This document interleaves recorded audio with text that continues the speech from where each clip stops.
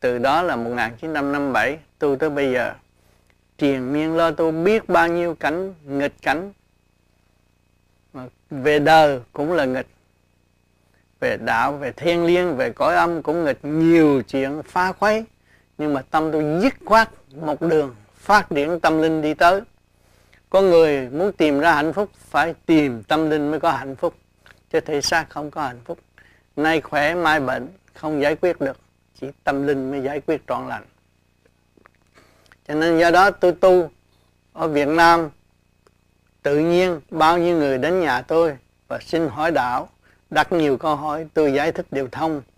Từ đó tới bây giờ tôi không có rảnh rỗi, tôi triền miên ra đến đây cũng giúp đỡ người Việt Nam đau khổ. Khi rời quê hương xứ sở, ai cũng mang cái tâm tình đau khổ, muốn giải quyết cho mình được thanh tịnh, hạnh phúc hơn.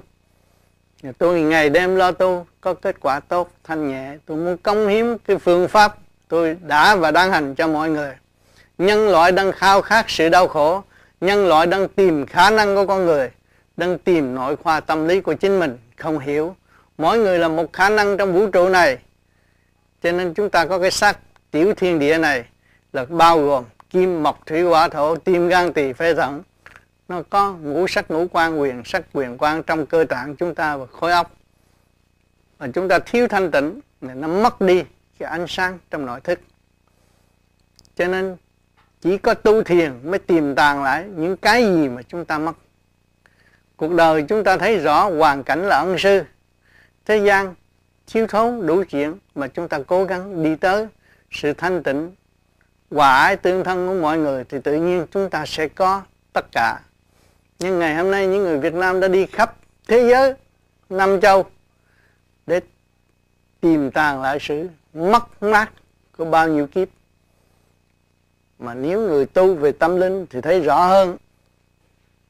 Thấy chúng ta đã mất cái vốn thanh tịnh sẵn có của chính chúng ta. Những người sống trong chế độ vật chất thì đua đòi vật chất chỉ đồng tiền trên hết. Nhưng mà rốt cuộc là cũng phải tâm linh mới giải quyết được. Sự đau khổ trong nội tâm không có thể phơi bày cho tất cả mọi người. Mọi người tự hiểu và tự tu, tự thanh tịnh mới giải quyết được. Dù làm lớn tới nhỏ cũng vậy thôi. Tới ông tổng thống, tới một người dân cũng vậy, cũng mang sự đau khổ, không thể giải quyết được. Trừ phi những người tu mà giải quyết được cái điện năng trong cơ tạng và khối óc chúng ta hội tụ, hòa tan với vũ trụ quang. Lúc đó chúng ta mới có cái chấn động nhanh nhẹ, mới kêu bằng thanh tịnh. Mà nếu chúng ta không hòa hợp với cái chấn động thanh nhẹ của vũ trụ quang thì chúng ta không có thanh tịnh. Lúc nào cũng bị sự kích động và phản động. Nó làm cho chúng ta gia tăng sự tham muốn đòi hỏi và rốt cuộc không đi đến đâu. Cho nên tôi tu tới ngày hôm nay tôi thấy rằng con người động loạn, thiếu kiên nhẫn. Cho nên phải dùng cái phương pháp tu học mà tôi đã gặt hái được